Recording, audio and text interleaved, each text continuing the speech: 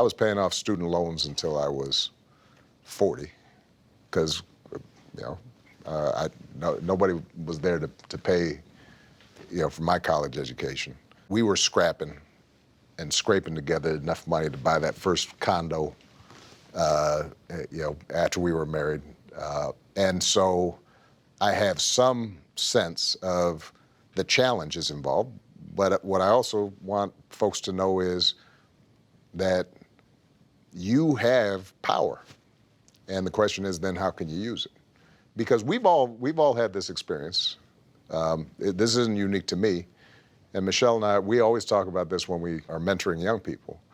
We always tell them, do not let people think you do not belong. Because I promise you, once you sit at these tables, at these fancy places, with folks with fancy titles, and they got a big bank account, and you talk to them, and you go, oh, yeah, they ain't all that. yeah. Right? Yes, sir.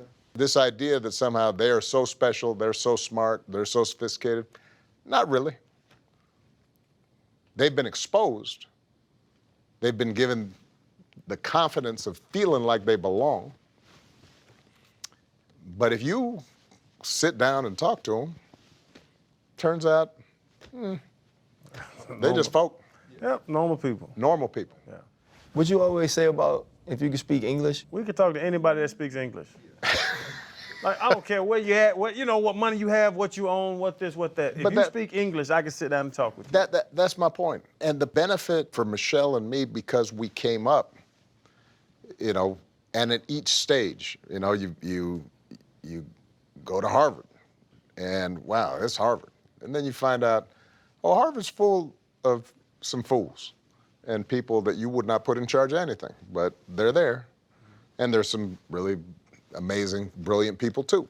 And then you go to, the U.S. Senate, and you look around and, everybody's represented. Smart people and dumb people, right. Good people and bad people. Yeah. And then now suddenly you're meeting at the group of, 7 world leaders are all in a room, or the United Nations, and same thing.